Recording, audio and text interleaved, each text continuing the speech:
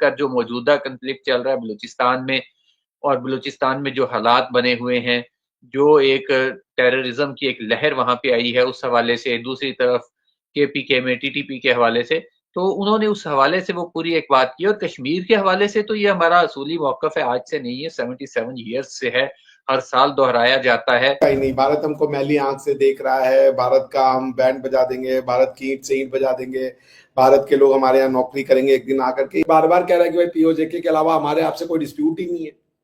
मैली आंख तो आपने लगाई हुई है, यहाँ पे बम विस्फोट करवाते हो, यहाँ पे आप रेडिकल इस्लामिक बातों को फैलवाते हो, सब कुछ तो आप कर रहे हो। अब इस पे हम क्या आपसे, कश्मीर में आपने आग लगा दी, बुरहान वानी को आप अपना हीरो बनाते हो। बुरहान वानी कहता था कि भैया हमें तो इस्लामिक स्टेट बनाना है। मोहम्मद बिन सलमान साहब आपसे चेहरा धुलवाएंगे, वो भी लाइफ बॉय से। कि हमारा जो गांव है वो संजरपुर है। मैंने कहा यार संजरपुर तो हमारे पास ही, आप कभी गए हो? कहता मैं नहीं जा सका, मेरे पिताजी की बड़ी ख्वाहिश थी, हिंदू फैमिली थी वो, कि हम जाएं, लेकिन नहीं जा सके। हाँ, ये हुआ कि एक बंदे ने हमें संजरपुर की मट्टी ला दी, तो उस मट्टी को गमले में लगा के मेरे वालिद ने उसमें तुलसी का पौधा लगाया हुआ है घर में। पिता की डेथ हो गई है, अब कहता मेरी ख्वाहिश है जाने की, और मैं इसी उम्मीद पे पाकिस्तान जब भी आता हूं तो आता हूं कि वहां जा सकूं। यानी ये लोगों के मोहब्बत के सेंटीमेंट्स हैं। आइडियोलॉजी था कि love for Islam and hate for Hinduism, और इस्लाम के नाम पे देश बना हुआ है, वहां कब आएगा शरिया? मैं इसका वेट कर रहा हूं। वो तो कोई हिंदू भी नहीं है। चलो भाई, एक आपने पकड़ लिया था हमारे कुलभूषण जाधव साहब को, बाकी कौन हिंदू है वहां पे बीएलए में? तो क्या एक मुसलमान टेररिस्ट हो सकता है? Are you accepting this logic?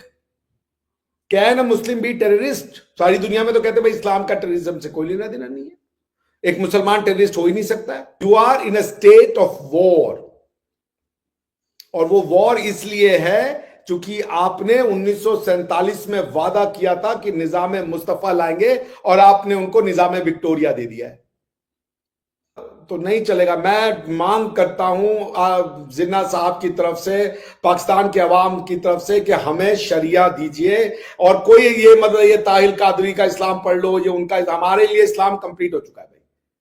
Profit साहब ने एकदम क्लियर मैसेज दिया है, और अल्लाह ने कहा है कि कोई कंफ्यूजन का सवाल ही नहीं उठता। तो कौन है ये ताहिल कादरी और ये लोग हमें बताने वाले? We don't need them.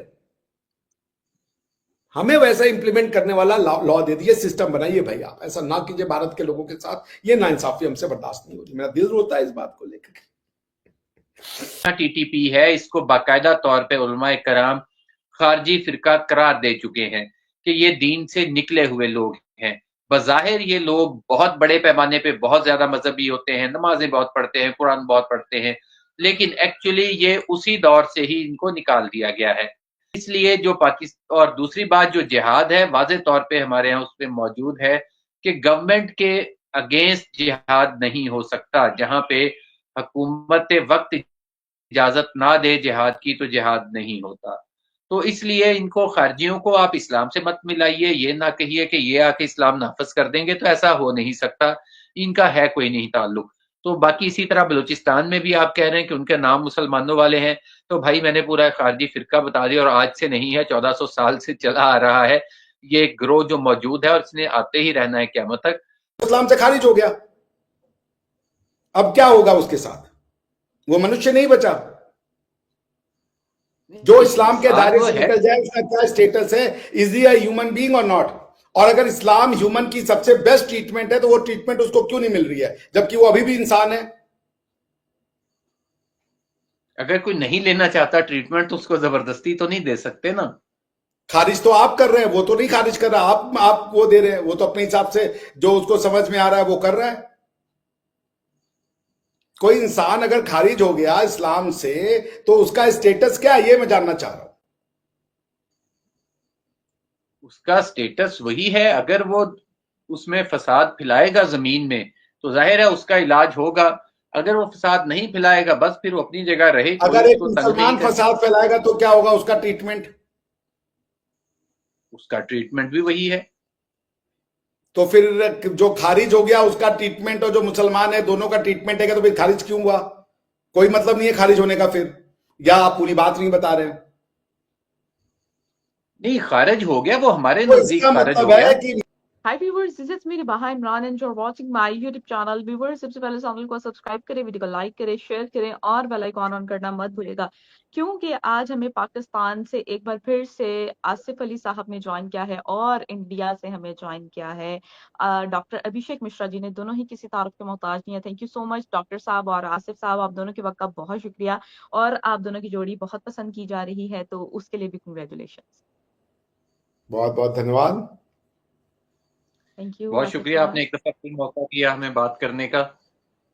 हम्म अच्छा, आज हम जिस टॉपिक पे बात करने जा रहे हैं वो है 23 मार्च के हवाले से, जिसपे प्रेसिडेंट ऑफ पाकिस्तान आसिफ अली जरदारी साहब ने कुछ स्टेटमेंट पास की, वो आपके साथ शेयर करेंगे।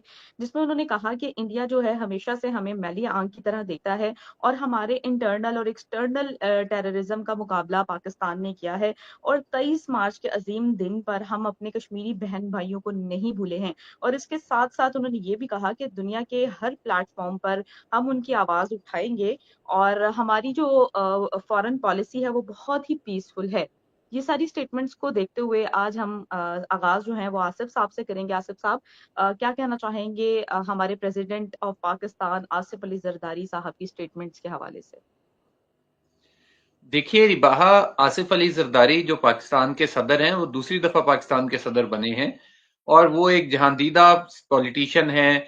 बहुत तवील उनका तजर्बा है। आप ये देखें कि आज से नहीं, 25 साल तो इस सदी के आप लगा लें, 10 और 12 यानी कि आप हिसाब लगाएं कि वो 37-38 साल से पाकिस्तानी सियासत में इन्वॉल्व हैं और इस हवाले से वो देख रहे हैं दुनिया को। कोई आम बंदा नहीं है जिसे आप कह लें कि उसने उठ के जज्बाती खिताब कर दिया है या इमोशनल होके कोई बात कर दी है। वो बहुत जहांदीदा आदमी है। उन्होंने तवील बैकग्राउंड की वजह से ही कोई ऐसी बात की है और जो बात उन्होंने की है वो कोई ऐसी गलत बात है भी नहीं। और ये पाकिस्तान का वो असूली मौकफ है जो उन्होंने दोहराया है, जो हमेशा से रहा है।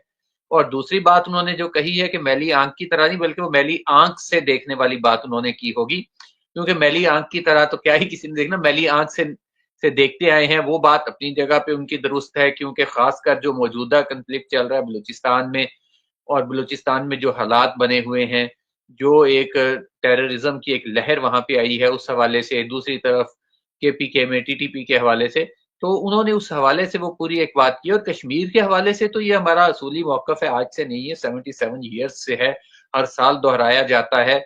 ऑन द ग्राउंड सिचुएशन जो भी हो, मैं अक्सर कहा करता हूं कि बाज़ औक़ात ज़मीनी हक़ाइक़ थोड़े मुख्तलिफ होते हैं, कोई हालात और होते हैं, लेकिन आपका एक असूली मौक़िफ़ होता है। और जो ज़िंदा कौमें होती हैं, जो बड़े लोग होते हैं, जो विज़नरी लोग होते हैं, वो अपना मौक़िफ़ नहीं बदलते। हालात बदलते रहते हैं। आज हो सकता है हालात किसी और के हक़ में हों, कल को वो हालात हमारी तरफ भी आएँगे।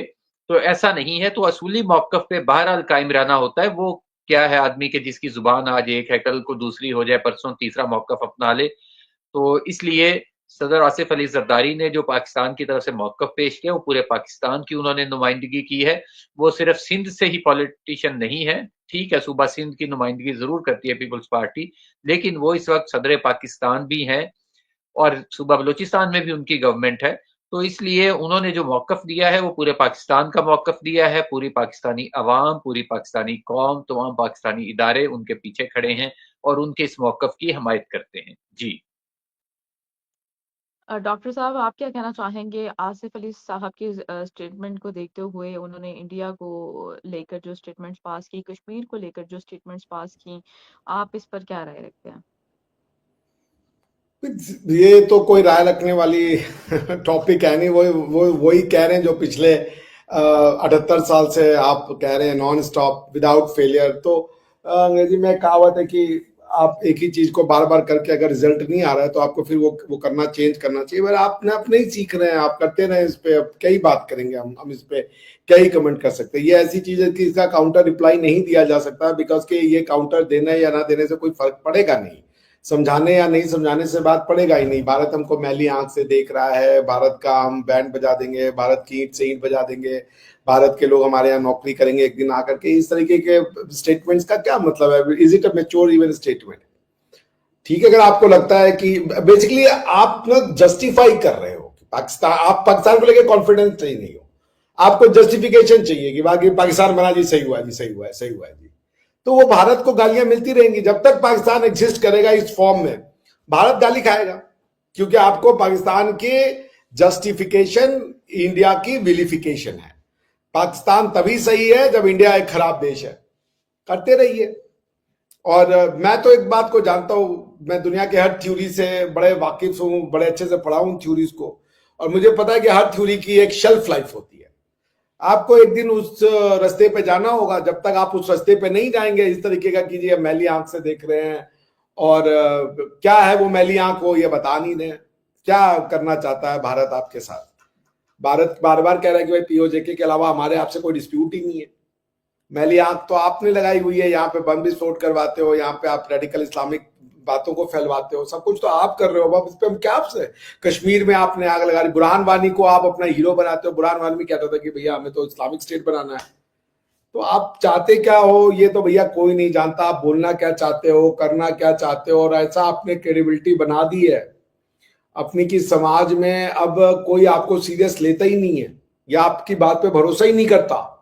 मुझे हमेशा मेल आते हैं, take Pakistani as a pinch of salt. आपको नहीं पता है वो किस तरीके का ट्रैप करेंगे, because people have no faith कि आप जो कह रहे हो वो आप करोगे। हमेशा एक डाउट सा है। तो अब इसका हम क्या जवाब दे? बाजी को ये इसका कोई जवाब हो सकता है कि भारत हमको मैली आंख से देख रहा है और अफगानिस्तान हमको साफ सुथरी आंख से देख रहा है। कौन आपको साफ आंख से देख रहा है? बैटल ऑफ बदर आप लड़ रहे हो, उसके बाद ऑपरेशन खंदक और बदर आप लड़ रहे हो, बेयल्ले से आप लड़ रहे हो।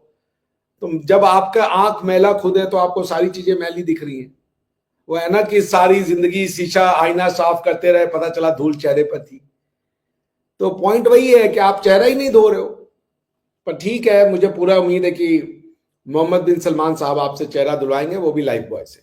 जी आसिफ साहब, कश्मीर के हवाले से भी उन्होंने जो स्टेटमेंट पास की, क्या कहेंगे आप कि हम जो है कश्मीरियों के साथ हैं, और हर प्लेटफॉर्म पे हम जाके बात करेंगे। जब यूएन में बात जाती है तो सिचुएशन कुछ और जो है वो अख्तियार हो जाती है। हर बार हम देखते हैं कि हमारे जर्नलिस्ट या हमारे जो ऑफिशियल्स हैं यूएन में जाके बात तो छेड़ते हैं, लेकिन फिर इंडिया की जानिब से भी भारी भरकम उनको जवाब काउंटर मिलता है। क्या कहेंगे? मतलब डॉक्टर एस जयशंकर की एग्जांपल हमारे सामने है, रिसेंट जो कश्मीर में हुआ। कश्मीर के हवाले से जो स्टेटमेंट पास की यूके में, जब डॉक्टर एस जयशंकर गए हुए थे यूके, और हमारे जर्नलिस्ट ने भी उनको कश्मीर के हवाले से भी कुछ सवाल किए, फिर आगे डॉक्टर एस जयशंकर ने भी उनको काउंटर किया। क्या कहेंगे? इस तरह की स्टेटमेंट्स आए दिन हम सुनते रहते हैं। देखिए बाहा, मैं इस वक्त आपको मेरे पीछे से अजान की आवाज आ रही होगी, सुनाई दे रही है? जहाँ पे मैं जी बैठा जी। हूँ ना, तो पास ही अजान हो रही है। तो आपको पता है कि हम जो मुस्लिम्स हैं, हमारा अजान पे बहुत बिलीव है, फेथ है, कुरान पे बहुत फेथ है, बिलीव है। तो मैं ये अजान को गवाह बना के आपसे ये बात कर रहा हूँ कि कश्मीर हमारे लिए सियासत का मसला नहीं है। सियासी मसला कुछ भी हो सकता है, कोई और भी हो सकता है। कश्मीर तकसीम बरे सगीर का वो नामुकम्मल एजेंडा है जिसने एक ना एक दिन तकमील की जानिब जाना ही जाना है। और कश्मीर पे हम लोगों ने कभी सियासत नहीं की, हमारे बच्चे से लेके बड़े तक कभी कोई कश्मीर पे सियासत नहीं करता। कश्मीर हमारे लिए उसी तरह है जिस तरह पाकिस्तान की शहरत कहा जाता है। कश्मीर के बगैर पाकिस्तान नामुकम्मल था और नामुकम्मल है। हमारा कोई और झगड़ा नहीं है पूरे भारत के साथ। ठीक है, हमारा अपना मौकफ है कि हमारा अपना कल्चर है, हमारी अपनी तहजीब है, हमारे अपना इंडस सिविलाइजेशन है, आपका अपना गंगा जमुना है, आप रखिए। किसी और चीज पे कोई कभी कंट्राडिक्शन नहीं होगा। आप कहेंगे आके कि मोहनजोदड़ो भी आपका है, आप आके अगर हमसे कहेंगे तो हम कहेंगे चलें ठीक है, कोई बात नहीं, दोनों का मुश्तरका हो जाएगा, ले लें। लेकिन और कोई झगड़ा नहीं है। कल को कश्मीर का इशू सॉल्व हो जाता है, मैं कहता हूं कि इस तरह आना जाना होगा आपस में, जिस तरह लोग एक दूसरे से मिलना चाहते हैं, बाहें फैलाए बैठे हैं लोग। यहाँ पे लोग आते हैं, और मेरा ख्याल ये है कि हमारे कुछ दोस्त जो पहले गए हुए हैं माजी में, जिस तरह उन्हें वार्म वेलकम वहां पे किया गया है, इस चीज की हकीकतन वाकई नहीं मिसाल मिलती। सिर्फ एक छोटी सी मैं आपको मिसाल दे देता हूँ। हमारे करीब ही एक कस्बा है संजरपुर, रहीम यार खान का एक वो नवाही टाउन है। तो मैं एक दफा लाहौर वाघा बॉर्डर पे हिंदू यात्रियों का एक जत्था आया, शैदानी दरबार है एक सिंध में, वहां जाने के लिए हयात पताफी, 125 लोग थे। तो उनमें से एक बंदे से मैंने सवाल किया तो मैंने क्या, उसने मुझे आगे से ये जवाब दिया कहता कि हमारा जो गांव है वो संजरपुर है। मैंने कहा यार संजरपुर तो हमारे पास ही, आप कभी गए हो? कहता मैं नहीं जा सका, मेरे पिताजी की बड़ी ख्वाहिश थी, हिंदू फैमिली थी वो, कि हम जाएं, लेकिन नहीं जा सके। हाँ ये हुआ कि एक बंदे ने हमें संजरपुर की मट्टी ला दी, तो उस मट्टी को गमले में लगा के मेरे वालिद ने उसमें तुलसी का पौधा लगाया हुआ है घर में। पिता की डेथ हो गई है, अब कहता मेरी ख्वाहिश है जाने की, और मैं इसी उम्मीद पे पाकिस्तान जब भी आता हूं तो आता हूं कि वहां जा सकूं। यानी ये लोगों के मोहब्बत के सेंटिमेंट्स हैं। यानी ये मैं अपनी बात तो मैं करता ही करता हूं, जो मैं उधर के दोस्तों की बात करता हूं। यहाँ पे जहां पे मैं बैठा हुआ हूं ना, ये आप देखिए, ये पीछे एक पेंटिंग है, ये ऊपर आपको एक मस्जिद नजर आ रही होगी, ये कोट बादल खान, तहसील फ्लौर, जिला जलंधर, मशरकी पंजाब, इंडियन पंजाब की है। ये साथ आगे कोने में दूसरी तरफ आपको एक छोटी सी हवेली नजर आ रही होगी, ये जैलदारों की हवेली है वहां पे, जो अब गिरा दी गई है, लेकिन मस्जिद आज भी उसी सूरत में बाकी है। यानी आप ये देखें कि ये वो पेंटिंग है जो हमारे घर में मेरी दादी माँ ने अपनी यादाश्तों के सहारे बनवाई हुई थी, और इसको हर साल 2 साल बाद हम लोग हल्का फुल्का पेंट करवा के इसको ठीक करवा देते हैं। यानी ये वो मोहब्बत के जज्बात हैं जो खत्म नहीं हो सकते दोनों ममालिक के दरमियान। तो जहां तक बात है, मैं वही फिर कहूंगा कि जब तक कश्मीर का इशू सॉल्व नहीं होता, हम लोग वहां नहीं जा सकेंगे, वहां के लोग आजादाना यहाँ नहीं आ सकेंगे। जो यहाँ आएगा उसको मखसूस सिटी का वीजा मिलेगा, वहां अगर दरबार के बहाने भी चले जाएंगे तो वहां से अजमेर से या दिल्ली निजामुद्दीन औलिया मजार से बाहर जाने की इजाजत नहीं मिलेगी।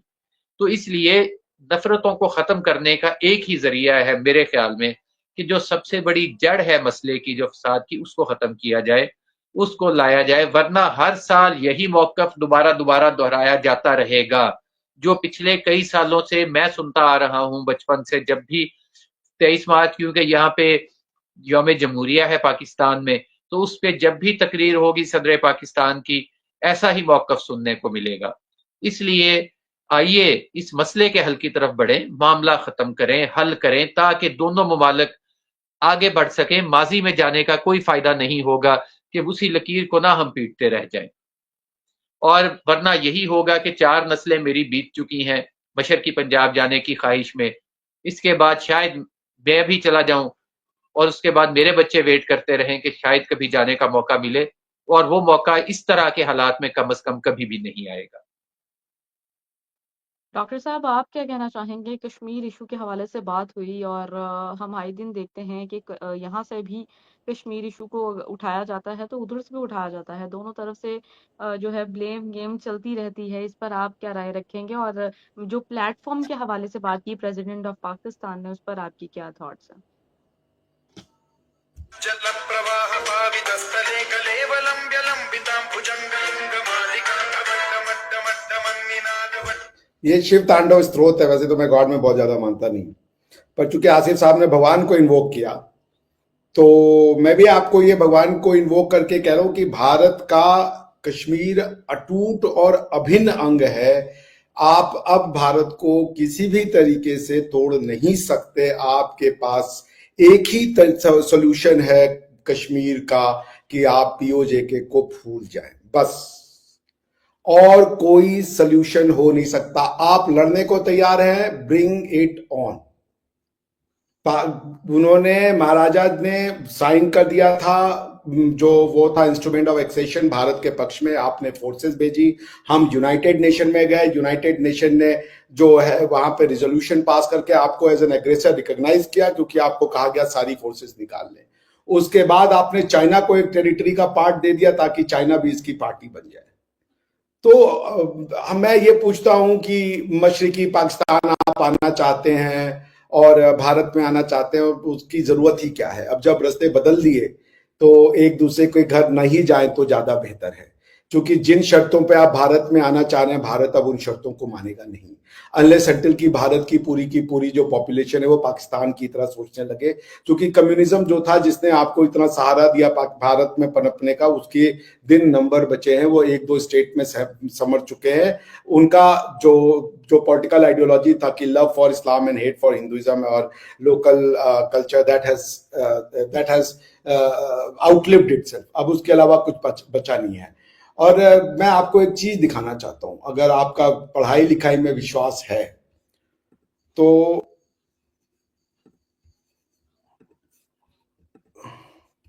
ये किताब है, इसका नाम है the story of civilization by Will Durant. Will Durant की किताब है स्टोरी ऑफ सिविलाइजेशन, 8-10 किताबें लिखी हैं इन्होंने। उसमें ये लिखते हैं, the Mohammedan conquest of India is probably the bloodiest story in history.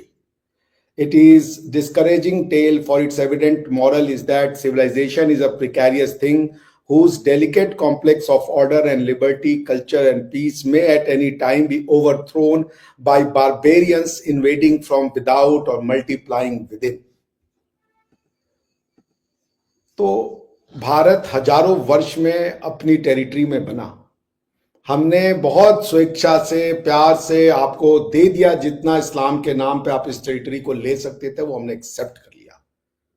ठीक है, पंजाब का टुकड़ा आपका, बंगाल का टुकड़ा आपका, केपीके आपका, सिंध आपका, अफगानिस्तान आपका, बट नो मोर।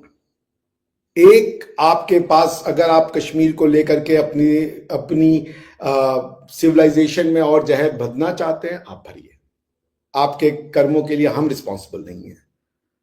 बट हमारी नैरेटिव सिंपल है कि कश्मीर का मुद्दा सॉल्व हो चुका है, एक्सेशन मिल चुकी है हमको, कश्मीर हजारों वर्ष से भारत का है और भारत का रहेगा। टू नेशन थ्योरी फेल हो चुकी है, अब उसके बारे में आप उसको जिंदा रखना चाहते हैं तो रखें, आप हमारे से मतलब नहीं रखना चाहते आप ना रखें। आपको आपका देश मुबारक हो, आप वहां खुशी से रहें और ईश्वर करे कि खूब आप तरक्की करें। मेरा इससे ज्यादा कोई कहना नहीं है, मगर 1 इंच भी टेरिटरी बीओजेके की नॉन नेगोशिएबल है as far as Indians are concerned. हाँ, आप न्यूक्लियर वेपन और फोर्स का यूज करना चाहेंगे, हम आपको मना नहीं करेंगे, क्योंकि वो आपकी स्वेच्छा होगा, आपका डिसीजन होगा। जी। प्रेसिडेंट ऑफ पाकिस्तान ने भी एक और बात भी की, जिसमें उन्होंने कहा कि पाकिस्तान इंटरनल और एक्सटर्नल टेररिज्म का मुकाबला जो है वो कर रहा है और अच्छे तरीके से कर रहा है। इस पर आप क्या कहेंगे? अगर हम मुकाबला कर रहे हैं तो अभी तक बलूचिस्तान की सिचुएशन पूरी तरीके से क्यों नहीं पीसफुल हो सकी? क्या कहेंगे आप? देखें, बलूचिस्तान में टाइम्स आते हैं, उसमें मुख्तलिफ पैच आए हैं, यानी ये नहीं है कि वहाँ कंटिन्यूसली कोई इशू है। कभी इशू आ जाता है, कभी खत्म हो जाता है। जब कभी वहां पर जो है उनको ऑर्गेनाइज करके जो वहां के कुछ लोग हैं, मिलिटेंट्स हैं, उनको बढ़ावा दे दिया जाता है तो मसला दोबारा से खड़ा हो जाता है।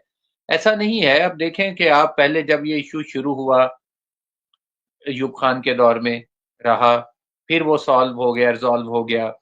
फिर जुल्फ़िकार अली भुट्टो के दौर में नवाब अकबर बुगटी की फरमाइश पे, मैं अक्सर कहा करता हूँ उनकी फरमाइश और डिमांड पे वहां पे ऑपरेशन किया गया।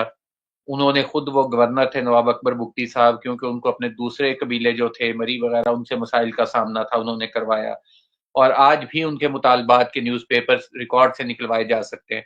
उसके बाद जब जनरल ज़िया का दौर आया, उन्होंने ऑपरेशन खत्म कर दिया, फिर हालात पुरसकून हो गए। यानी ऐसा नहीं है कि मामलात होते रहे। फिर आके मुशर्रफ दौर में हालात खराब हुए, फिर वो ठीक हो गए, डॉक्टर मालिक जब वहां पे वजीर आला बने। तो इस तरह मामलात उठते बैठते रहते हैं। तो और दूसरी तरफ से जो पाकिस्तानी गवर्नमेंट है, इसकी जानिब से अब आपको शायद इस चीज का अंदाजा होगा रिबाहा, कि वहां पर एक तो पुलिस है, पुलिस के बराबर वहां लेवीज हैं। जो पुलिस है वो शहरों तक महदूद है, 5-6 शहरों तक बड़े। बाकी सब इलाकों में लेवीज फोर्सेज हैं, जो सरदारों के साथ मिलके बनाई गई है। अच्छा, वहां के जो ट्राइब्स हैं, जो सरदार हैं, अब बड़ा अजीबो-गरीब वहां के, यानी कि मसला ऐसा गुंजलक किस्म का है कि जब मुशर्रफ दौर में सारी की सारी पुलिस कर दी गई वहां पे, उन्होंने लेवीज को पुलिस में जम करने का सिलसिला शुरू कर दिया गया कि पुलिस करे सारा। तो जैसे ही वहां पे मुशर्रफ गया है और नई हुकूमत आई है, नवाब असलम रैसानी वज़ीर आला बने हैं, उन्होंने सबसे पहला फैसला उन ट्राइब्स ने, उन सरदारों ने, वहां की जो असेंबली थी उसने ये किया कि वो खत्म, ए और बी कैटेगरीज बहाल, लेवीज भी रहेगी, बाकी जो मेन सिटीज हैं, म्यूनिसिपल कमेटीज हैं, वहां पे पुलिस रहे। अच्छा, वहां की जो अवाम है, जो ट्राइब्स चीफ्स हैं और जो मेन लोग हैं, वो लेवीज को नहीं हटाना चाहते, पुलिस नहीं आने देना चाहते। लेवीज अब उनकी जाती फोर्सेज हैं, जाती मुलाजम हैं सारे। अच्छा, अगर उसके खिलाफ कार्रवाई करते हुए जबरदस्ती गवर्नमेंट करती है कि वहां पे सारी पुलिस हो जाए, तो वो सारे सरदार शोर डाल देते हैं। यानी हालात ऐसे बने हुए हैं अजीबो गरीब से कि जिसको आप चूचू का मुरब्बा कह लें वो समझ नहीं आते। तो लेवीज वहां पे जिम्मेदार है और पुलिस है। अब लेवीज क्योंकि उस तरह की ट्रेन फोर्स नहीं है, वो अक्सर सरदारों के अपने मुलाजमीन पे मुश्तमिल है, तनख्वाह हुकूमत से लेते हैं वो एज ए पुलिस। तो ये मसाइल है। एक्चुअल जो मसला है लेवीज, पुलिस और उसके बाद जो फ्रंटियर को है तो एफसी वाले उनका है। अब एफसी जो है वहां पे वो ज्यादातर कुछ 90% उसमें पश्तून है, वहां पे है बलूचिस्तान के ही पश्तून, क्योंकि बलूचिस्तान के अंदर बहुत बड़ी आबादी पश्तूनों की भी है। तो ये इन्होंने मिलके उसको कंट्रोल करना है। फौज बिल्कुल लास्ट ऑप्शन है। तो आप जो कह रही हैं कि हालात बढ़ते हैं कम होते हैं, तो वो बेसिकली जिम्मेदारी वहां की बलूचिस्तान गवर्नमेंट की है। जो बलूचिस्तान हुकूमत है उसका काम है कि वो सारे मामला को कवर करे, कंट्रोल करे, अगर वहां पे मसाइल हैं तो उनको एड्रेस करे। तो ये हो जाएगा हल। मैं कहता हूँ इतना बड़ा इशू नहीं है जितना हम समझते हैं, क्योंकि जो वहां पे लोग हैं, जितनी 2 करोड़ की यार पॉपुलेशन है, उसमें से अगर कोई 5-7 हजार लोग किसी पे रोल पे चले जाते हैं, उनकी ब्रेन वॉशिंग हो जाती है, किसी एजेंडे पे चले जाते हैं, तो वो इतना बड़ा इशू नहीं होता। लेकिन स्टेट की प्रॉब्लम यह है कि स्टेट माँ होती है, उसने सबको ही उड़ा के नहीं रख देना होता। उसकी कोशिश होती है कि जो मुख्तलिफ पार्शली मामला को हल किया जाए, किसी को माफी दी जाए, किसी को सजा दी जाए, किसी को साथ मिलाया जाए। इसलिए मामलात है। अगर स्टेट ने यह फैसला कर लिया कि इनको बिल्कुल हमने सफाया कर देना है, तो फिर तो मसला ही कोई नहीं है। लेकिन स्टेट की अपनी जिम्मेदारियां हैं, और स्टेट जज्बाती हो के गुस्से में आके कभी भी फैसला नहीं कर सकती। वो अपने लोग हैं, जाहिर है। अगर किसी और के हाथ में खेल भी रहे हैं तो उनको भी किसी तरीके से ही हैंडल करना होता है। जी। डॉक्टर साहब क्या कहना चाहेंगे कि हमारे जो प्रेसिडेंट ऑफ पाकिस्तान है उन्होंने ये भी कहा था कि इंटरनल और एक्सटर्नल टेररिज्म का मुकाबला पाकिस्तान जो है वो कर रहा है। उस पर आप क्या कहना चाहेंगे? और हमारे DGI SPR ने भी ये कहा कि जो पाकिस्तान में कार्रवाइयाँ होती हैं टेररिज्म के हवाले से वो सोची समझी साजिश है BLA और TTP और इंडिया। क्या कहना चाहेंगे? आप म्यूट है सर। धन्यवाद। आपके राष्ट्रपति कह रहे हैं कि ऑपरेशन खंदक टेररिज्म है। सोच लीजिए आप क्या कह रहे हैं। राष्ट्रपति जो आपके कह रहे हैं वो किसको टेररिज्म कह रहे हैं, उनके समझ में आ रहा है? टेररिज्म तो वो कर रहे हैं। TTP का जस्टिफाइड डिमांड है कि हमें आने दो, शरिया लगाने दो। वो क्यों नहीं मान रहे, मैं तो यही समझ में नहीं आ रहा हूं। आसिफ साहब इतनी अच्छी बात कह रहे थे, तो मैं ये कह रहा हूं इस्लाम के नाम पे देश बना हुआ है, वहां कब आएगा शरिया? मैं इसका वेट कर रहा हूं। कब वो दिन आएगा जब जो अफगानिस्तान जिस रास्ते पे है, जिस रास्ते पे टूनिशिया है, सूडान है, आप कब जाइएगा उस रास्ते पे? मैं उसकी बड़ी बेचैनी से व्यवस्था करूं कि मैं देखूं भारत का वह हिस्सा जो जो आपकी आइडियोलॉजी से चल रहा है, वहां पे दूध दही की नदियां बह जाए। मैं तो परेशान हूं कि ताकि हम भी we should take a leaf out of it and then try to implement in our society to get prosperity, equality, justice. आप उसको टेररिज्म कह रहे हो। यार आप कुछ तो सोचो कि आप किसको टेररिज्म कह रहे हो। BLA को कैसे टेररिज्म? वहां पे कौन है ये लोग जो BLA वाले हैं? इनके तो सारे नाम तो इस्लामी नाम है भाई।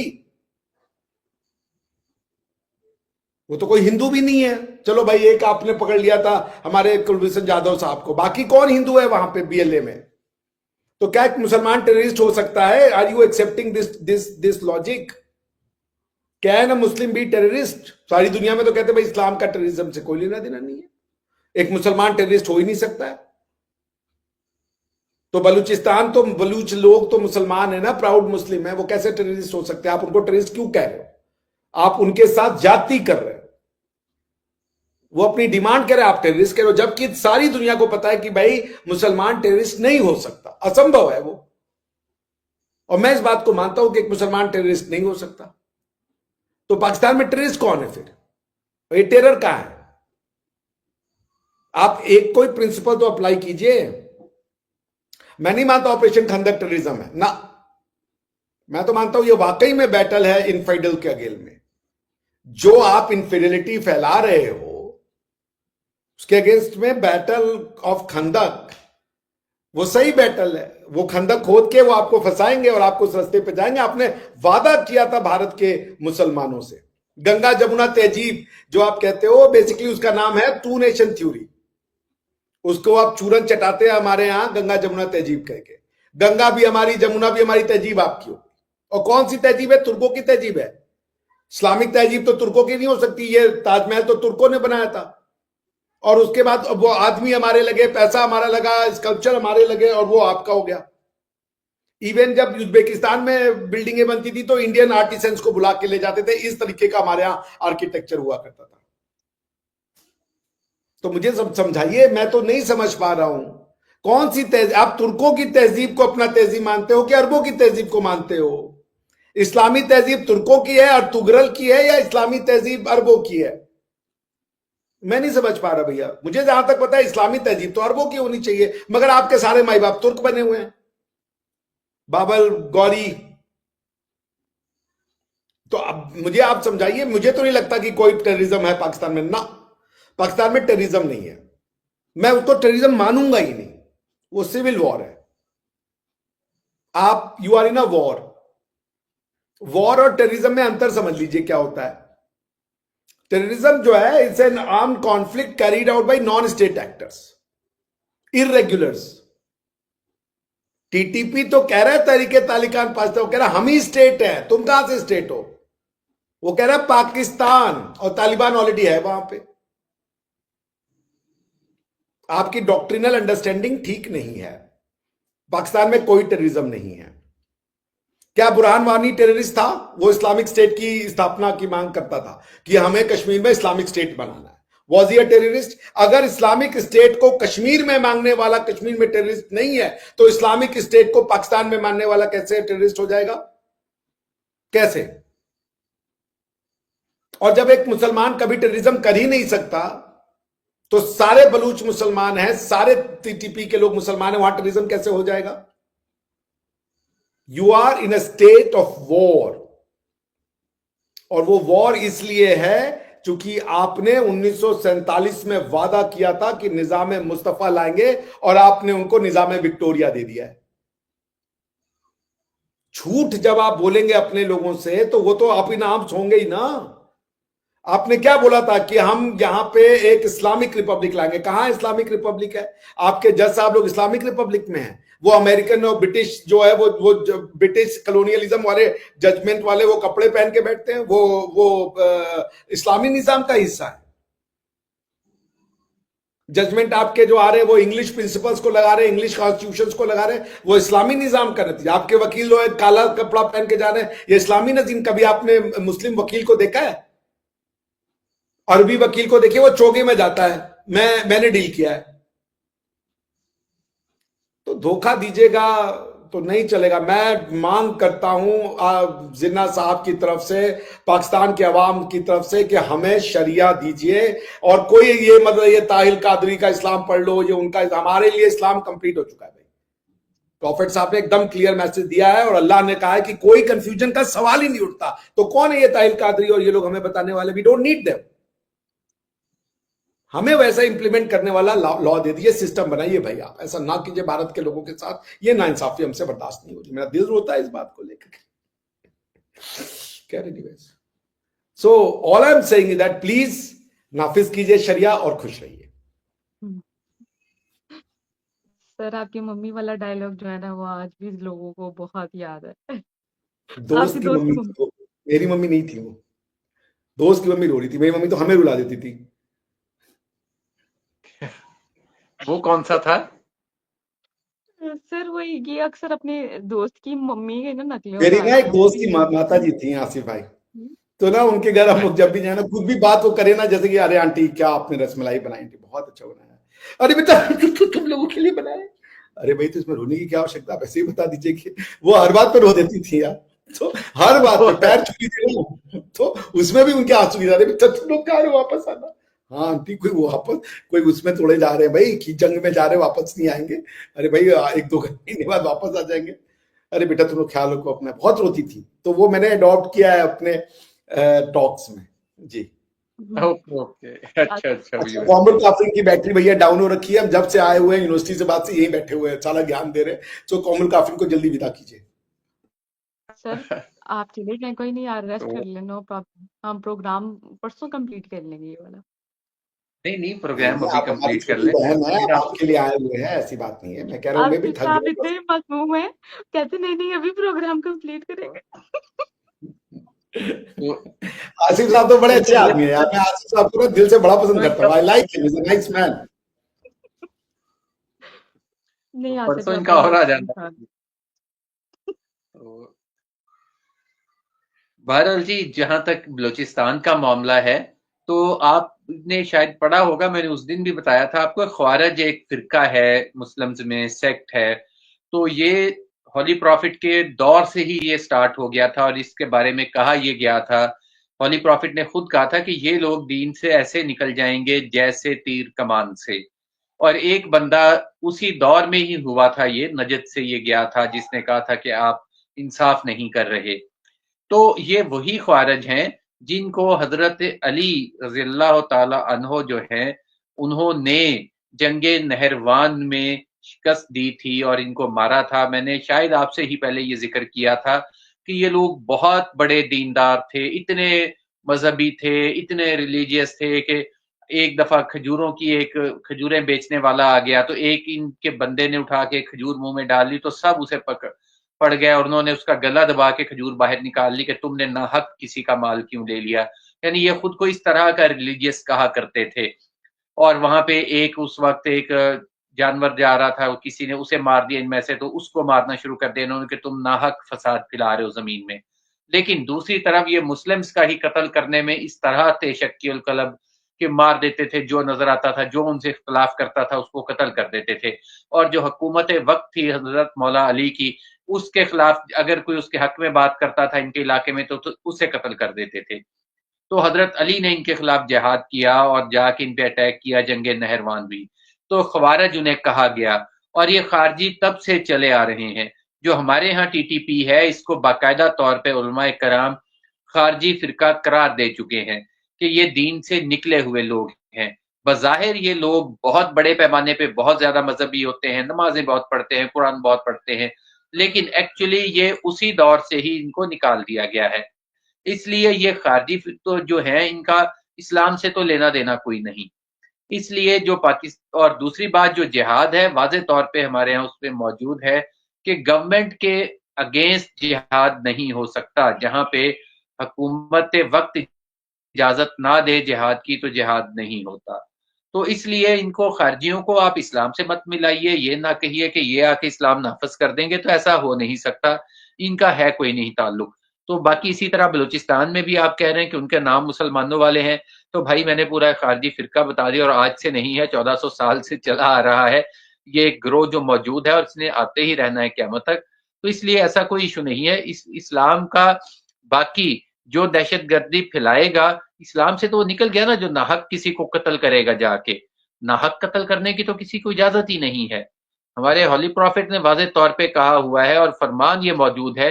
मेरा ख्याल है कि मैं किताब कोट नहीं कर पा रहा, लेकिन ये है कि अगर एक तरफ बैतुल्लाह को आग लग रही है, दूसरी तरफ एक मुसलमान की जान जाया हो रही है, तो जो उसकी जान है वो ज्यादा कीमती है उससे, कि अगर कोई और मामला हो जाए। तो इसलिए जो इंसानियत की जो तकरीम है, जो एक बेगुनाह इंसान को मारता है, उसका इस्लाम से यकीनन कोई ताल्लुक नहीं रह जाता। वो इस्लाम से तो खारिज उसी वक्त हो गया जब उसने किसी बेगुनाह को मारा। तो इसलिए इस बात को तो आप ना करें कि बलूचिस्तान वाले जो हैं या टीटीपी वाले हैं, जो लोग टेररिज्म फैला रहे हैं, दहशत गर्दी कर रहे हैं, वो इस्लामी रियासत के लिए कर रहे हैं। इस्लामी के लिए वो कर नहीं रहे। अफगानिस्तान का मैंने आपको पहले बता दिया था कि वो ट्राइबल एरिया है भाई। वो उनका जो इस्लाम नहीं है, वहां पे जो हुकूमती निज़ाम भी है वो भी ट्राइबल सिस्टम पे मुश्तमिल है। उनकी अपनी रसूमात हैं, उनका अपना इलाका है, वो अपने हिसाब से जो मर्जी करते रहे। मेरा ख्याल है कि किसी के भी जाके कल्चर में हमें मुदाखलत नहीं करते हम। उनका अपना कल्चर है, हमारा अपना कल्चर है। जब तक वो हिस्सा थे इंडस वैली सिविलाइजेशन का, तब तक थे। काबुल हिस्सा रहा है, कंधार हिस्सा रहा है, इसमें कोई शक नहीं है। लेकिन अब वहां की डेमोग्राफी चेंज हो चुकी है। तो जब डेमोग्राफी चेंज हो जाए तो फिर जबरदस्ती तो हम उस किसी को अपने कल्चर में नहीं ला सकते ना। डॉक्टर साहब मुझे एक बात बताएं, जब से मियाँ साहब आप अपनी तकरीर बोल रहे हैं तब से आप हंसी जा रहे हैं, आप बताएं क्यों हंस रहे हैं? नहीं, मैं तो वो मैंने एक इनके लिए शेर कहा था कि क्या करूं, इतना प्यार आता है क्योंकि मेरा यार बड़ा सादा है, मगर दिक्कत है कि उसका दोस्त अलकायदा है। तो समझ रहे हो? तो देखिए, ऐसा है कि बड़ा डेफ्टली इन्होंने कहा, एक कोट किया, हदीस ही होगी मेरे ख्याल से, कि प्रॉफिट ने कहा इनको कि भाई एक तरफ बैतुल्लाह जल रहा हो, एक तरफ कोई मुसलमान की जान बचानी हो तो मुसलमान की जान बचाओ। उसके बाद ये मुसलमान की जगह इंसान पे आ गए। जान तो मुसलमान की बचाने की आपको दी गई है सलाहियत, इंसान की नहीं। इंसान और मुसलमान में बहुत अंतर है। मैं नहीं मानता इस्लाम को, तो मैं तो मुसलमान नहीं हूं किसी भी कीमत पे। मेरी जान बचाने की आपको शिक्षा नहीं दी गई है, मेरे यहां दी गई है। सर्वे संतु सुखिनः, सर्वे संतु निरामया। सबका भला हो और सबका अच्छा हो। वो अगर आपको नहीं पता तो मैं आपको जो शांति मंत्र है वो मैं आपको सुना देता हूं कि उसकी जो डेप्थ है, जब आप बात करते हैं कि मानवता की, कि सब किसका भला हो। ओम ओम द्यौ शांति, एक मिनट सॉरी। ओम द्यौ शांतिरक अंतरिक्षम शांति पृथ्वी शांतिरापः शांतिरम ओषधय शांतिर वनस्पतयः शांतिर विश्वदेवः शांतिर शांतिर ब्रह्म शांतिर सर्व शांतिर एवं शांतिर शांतिर एधि। शांति शांति शांति। इसका मतलब क्या है भाई? कि आकाश में शांति, अंतरिक्ष में शांति, पृथ्वी पर शांति, जल में शांति, पौधों में शांति, पेड़ों में शांति, देवताओं में शांति, ब्रह्म में शांति, सर्वत्र में शांति, जो अंदर है उसमें शांति, जो बाहर है उसमें शांति, सारी मानवता में शांति, सब में शांति, औषधि में शांति, जीवों में शांति, शांति शांति। मानवता की बात तो हमने की है, आप तो मुसलमान की बात कर रहे हैं। एनीवेज, खारिज का मतलब क्या हुआ? खारिज है तो क्या वो इंसान नहीं हुआ? क्या वो मानवता से खारिज हो गया? मुझे तो ये समझाइए कि एक आदमी ने इस्लाम छोड़ दिया, वो खारिज हो गया, अब क्या हो गया? वो उसका क्या स्टेटस है? इंसान है या नहीं है वो? चलिए, ये सारे खारिज है इस्लाम से, कौन है ये लोग? इनका क्या इस्लाम में स्टेटस है? अब मनुष्य है या मनुष्य नहीं बचे अब ये? सर काफिर है। काफिर नहीं नहीं नहीं, है। काफिर नहीं है, काफिर मैं हूं, नहीं है, मुर्तद है वो। नहीं मुर्तद भी नहीं है, मुर्तद भी नहीं है वो उनको। लेकिन जो दूसरी बात है, आपने जो बात की थी कि इस्लाम के हवाले से कि वो मुसलमान है, तो मैंने कहा कि वो इस्लाम से तो उनको पहले खारिज कर दिया गया है, मौजूद है, शुरू खारिज हो से गए वो करते आ कौन रहे है? हैं। अब वो खारिज हो गए इस्लाम से, उनका क्या स्टेटस है ये तो बताइए। इंसान है कि नहीं है वो? उनको कैसे ट्रीट कीजिएगा? खारिज हो गए तो ये इनकम्प्लीट सेंटेंस है ना आसिफ साहब। खारिज हो गए तो क्या हो गया? कोई हिंदुइज्म से खारिज हो जाए तो अब क्या फर्क पड़ता है? अब उनका कोई मौकफ क्रिश्चियन से एज ए खारिज हो जाए मुस्लिम तो क्या आप फर्क? नहीं ले सकते, आप उनका मौकफ एज ए इस्लामी मौकफ नहीं ले सकते। तो इस्लाम उनके साथ क्या करेगा? वो खारिज हैं तो क्या आप उनको, उनके साथ मानवता का ट्रीटमेंट नहीं होगा? उनके साथ ट्रीटमेंट तो वही होगा, जो वो करेंगे वही होगा आगे से। क्या जो इस्लामी ट्रीटमेंट है वही मानवीय ट्रीटमेंट है ना? इस्लाम के बाहर तो मानवीय ट्रीटमेंट ही नहीं हो सकता ना। इस्लाम तो बेस्ट ट्रीटमेंट है, वो इस्लाम से खारिज हो गया। अब क्या होगा उसके साथ? वो मनुष्य नहीं बचा। जो इस्लाम के इंसान दायरे वो से है, निकल जाए उसका क्या स्टेटस है? Is he a human being और नॉट? और अगर इस्लाम ह्यूमन की सबसे बेस्ट ट्रीटमेंट है तो वो ट्रीटमेंट उसको क्यों नहीं मिल रही है, जबकि वो अभी भी इंसान है? अगर कोई नहीं लेना चाहता ट्रीटमेंट तो उसको जबरदस्ती तो नहीं दे सकते ना। खारिज तो आप कर रहे हैं, वो तो नहीं खारिज कर रहा। आप वो दे रहे हैं, वो तो अपने हिसाब से जो उसको समझ में आ रहा है वो कर रहा है। कोई इंसान अगर खारिज हो गया इस्लाम से तो उसका स्टेटस क्या है, ये मैं जानना चाह रहा हूं। उसका स्टेटस वही है, अगर वो उसमें फसाद फैलाएगा जमीन में तो जाहिर है उसका इलाज होगा। अगर वो फसाद नहीं फैलाएगा बस फिर वो अपनी जगह रहे, कोई अगर एक उसको तंग नहीं मुसलमान करे। फसाद फैलाएगा तो क्या होगा उसका ट्रीटमेंट? उसका ट्रीटमेंट भी वही है। तो फिर जो खारिज हो गया उसका ट्रीटमेंट और जो मुसलमान है दोनों का ट्रीटमेंट है, तो फिर खारिज क्यों हुआ? कोई मतलब नहीं है खारिज होने का फिर, या आप पूरी बात नहीं बता रहे हैं? नहीं, खारिज हो गया, वो हमारे तो नजदीक इसका खारिज हो मतलब गया। है कि इस्लाम की दृष्टि से मानवता जो है, जो आदमी इस्लाम के बाहर गया वो मानव नहीं है। इस्लाम के दायरे के बाहर जो है वो मानव नहीं है, वो मानवीय ट्रीटमेंट का हकदार नहीं है। क्या आप इसको मानते हैं? समझ नहीं आई मुझे बात की। आपने कहा कि वो इस्लाम से खारिज हो गए, कोई मनुष्य ही होगा जो इस्लाम से बाहर आ गया। अब वो क्या है? वो मानव नहीं है। Isn't he entitled for human rights? कोई हिंदुइज्म छोड़ दे, वो कहे हम नहीं मानते भगवान को, हम नहीं मानते वेद को, तो अब उसके साथ क्या ट्रीटमेंट किया जाए? गोली मार दी जाए उसको? नहीं, उसको गोली क्यों मार दी जाए? उसको हाँ, टेररिस्ट वो कह आपसे दिया जाए? गोली चलाएगा तो गोली मारी जाएगी ना उसे। वैसे गोली तो तो गोली हिंदू भी नहीं मारी चलाएगा, वो वेद को मानने वाला भी चलाएगा तो गोली मारेंगे हम उसको। वो तो दोनों में सेम ट्रीटमेंट हो गोली गया। खाएगा, गोली खाएगा, बस। तो आप जो इस्लाम से खारिज होने का मतलब मुझे समझाइए ना, कि इस्लाम में खारिज होना क्या होता है? इस्लाम में खारिज होने के बहुत सारे दर्जे हैं।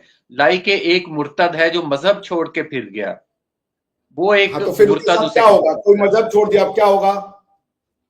अच्छा, एक है जिसने इस तरह की हरकत की जो कि नहीं, दर्जे दीन के छोड़ दे, अंदर मैं अब कह रहा हूं वो खारिज हो गया, उसने मजहब छोड़ दिया, अब क्या होगा उसके साथ? अगर तो वहां पे शरई हुकूमत होगी तो मुर्तद की सजा तो मौत है, इसमें कोई दो राय नहीं है।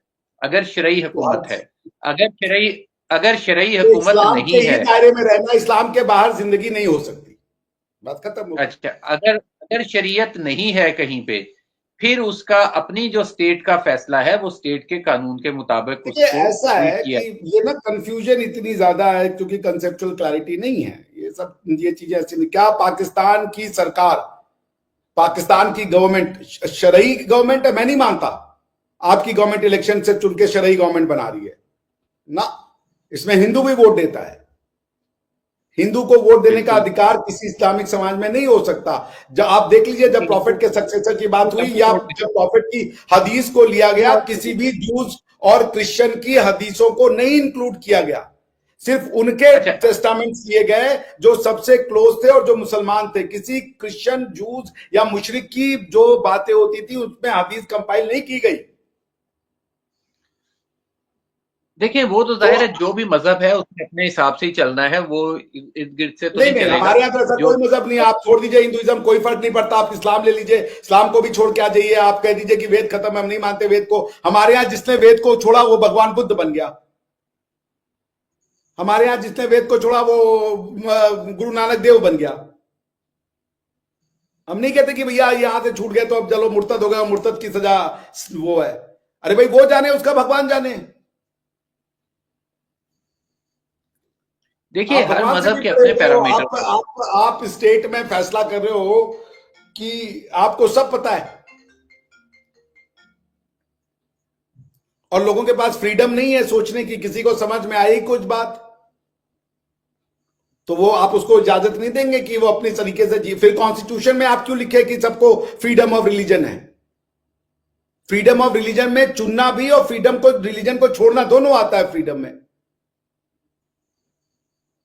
फ्रीडम तो नहीं हुआ, आप तो एक तरफा दे रहे हो। आप कह रहे हो, तो आप अपने कॉन्स्टिट्यूशन की भी नफी कर रहे हो, आप अपने कि हमारे रिलीजियस। कानून में, हमारी स्टेट के कानून में उसके लिए ठीक है सजाए मौत नहीं है, लेकिन तो जो आपकी इस्लामी एक गवर्नमेंट नहीं है ना, ये तो प्रूव हो गया कि आपकी इस्लामी गवर्नमेंट नहीं है क्योंकि आप मुर्तद को सजाए मौत नहीं दे रहे हो।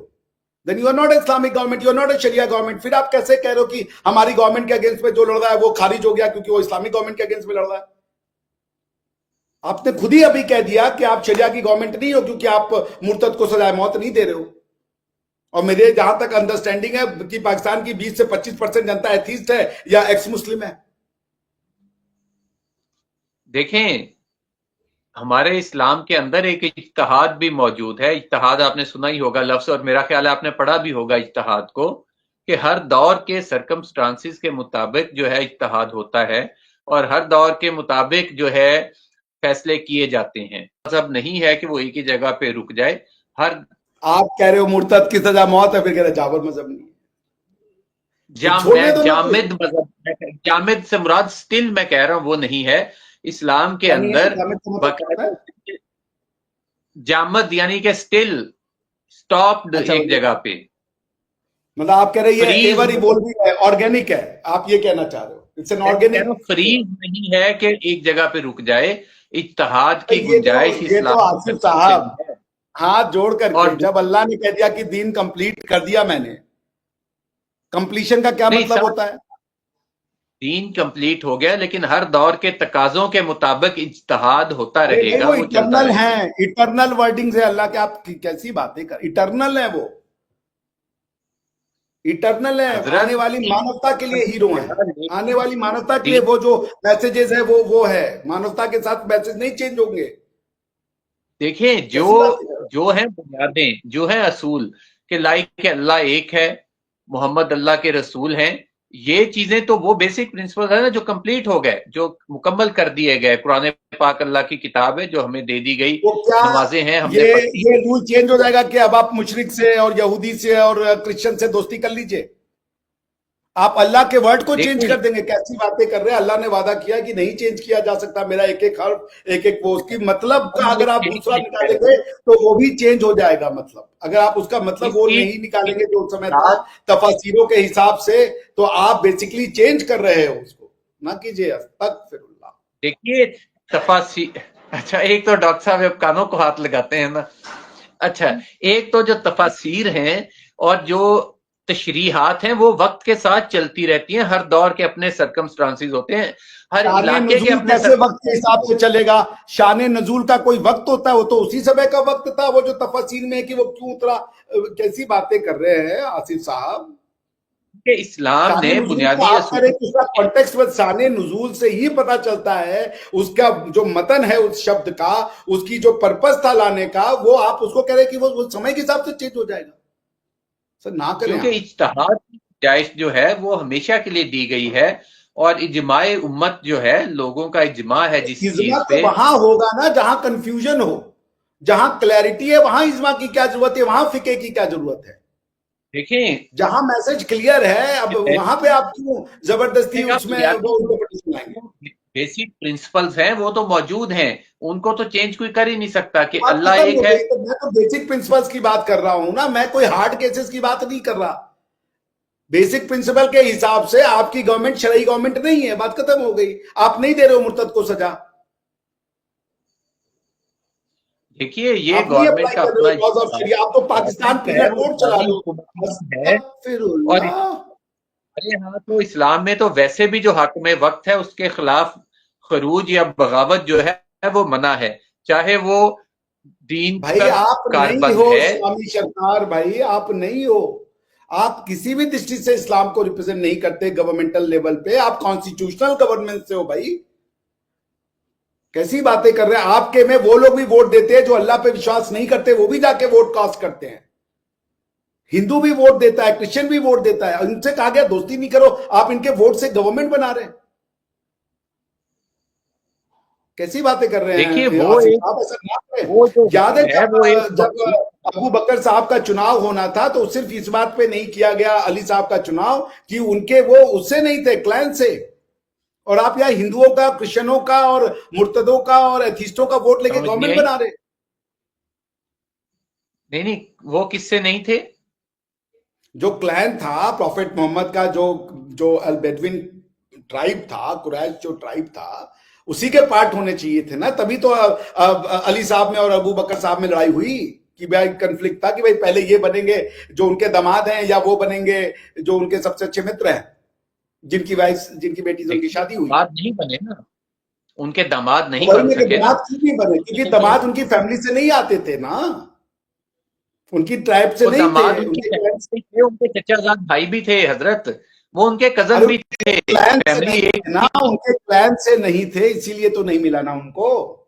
वो चचा के बेटे थे उनके, तो उनसे ज्यादा कौन करीबी रिश्तेदार हो सकता था?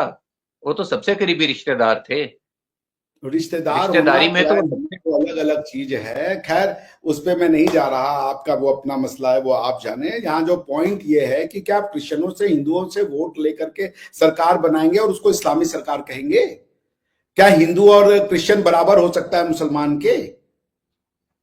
बिल्कुल उसके वोट बराबर की हो वैल्यू सकता है, नहीं हमारे यहाँ होगी? तो बल्कि डबल है। हमारे यहाँ तो वो डबल वोट देते हैं, वो तो हमसे ज्यादा आगे हैं। वो तो गलत वो दो कर दो रहे हैं वोट ना, ये देते हैं, तो मैं एक इस्लाम वोट की नफी डालता हूँ, कर रहे हैं दो ना। वोट डालेंगे। आपको तो वो तो इस्लाम की नफी कर रहे हैं ना, वो नहीं चुन सकते इस्लामी सरकार को, उनको जजिया देकर के नीचे रखना है। ऐसा नहीं कीजिए आप। उनको तो नहीं, आपको ऐसी ऐसा कोई कराना बात है कि वो नहीं दीन की तरफ आए ना। आपको ड्यूटी है कि उनके रास्ते इतने तंग करो कि वो दीन की तरफ आ जाए। आपको उनके साथ हार्श नहीं नहीं, रहना ऐसी है। कोई ड्यूटी नहीं है। सबके हकूक बराबर हैं, सब बराबर हैं इस्लामिक स्टेट के अंदर। अगर किसी को अगर किसी के सबके ऊपर हुकूक बराबर है तो फिर मुसलमान और मुशरिक में क्या अंतर रहा? अगर सबके हुकूक बराबर है तो मुसलमान और मुशरिक में क्या अंतर, आप मुझे बता दीजिए। देखें, वो मजहब का डिफरेंस है बस, लेकिन एक बतौर इंसान सबके राइट लेट्स बराबर। एग्री दैट पाकिस्तान की गवर्नमेंट मजहबी गवर्नमेंट नहीं है, लेट्स एग्री टू इट, बात खत्म हो गई। क्योंकि पाकिस्तान के कॉन्स्टिट्यूशन में तो एक मुशरिक और मुसलमान बराबर हो सकता है, बस इस्लाम की दृष्टि से तो नहीं हो सकता। वो तो वर्स्ट ऑफ इस्लाम के क्रिएचर है। नजरिए से भी बराबर है। इस्लाम के नजरिए से भी बराबर हैं। इस्लाम किसी किस्म की इस तरह की चीज को नहीं मानता जो इंसानों के अंदर डिफरेंस लेके आए और किसी को इंसानियत के मर्तबे से गिराए। इस्लाम ऐसी किसी चीज को नहीं मानता। चलिए इस्लाम तो आसिफ आया साहब, ही आप कह इसीलिए रहे हो था। तो ठीक है, आपकी बात हम मान लेते हैं। मेरी अंडरस्टैंडिंग ऐसी नहीं है, पढ़ा तो मैंने भी है और बात से आपको लग गया होगा। तो आप इसीलिए कह रहे हैं ना, आप मुनाफिकत का काम कर रहे हो ना सर। ना करें ऐसा, ना करें। आप प्लीज अफगानिस्तान के रास्ते पे जाएं, आप तालिबान के रास्ते पे जाएं, ना बने मुनाफिक। ऐसा अल्लाह से, आपको अल्लाह का वास्ता ना करें ऐसा। आप अब तालिबान को अपनाएं, आप मुल्ला उमर को अपनाएं, आप हक्कानी ब्रदर्स को अपनाएं। वो लोग आपके लिए एक रोल मॉडल हैं। अल्लाह का वास्ता, आपको शरिया लाइए आप पाकिस्तान में। अब बताइए, हमारी ये जो बहन है, ये ना गैर महरम के साथ बैठी हुई है, बताइए जरा इसका। वो भी नहीं है, बुर्का भी सर नहीं कैसी है। बातें कर रहे हैं, क्यों फतवे लगवाने हैं मुझ पर? नहीं नहीं, आप पे फतवा नहीं लगेगा, मुझे बता दीजिएगा। सर आप तो ऐसे जैसे पाकिस्तान के प्राइम मिनिस्टर लगे हुए हैं। नहीं नहीं, फतवा नहीं लगेगा, आप पे नहीं लगने देते फतवा।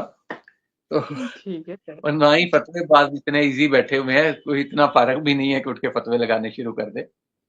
ठीक है सर, आप आपकी बातें जो हैं वो हम मान लेते हैं सर।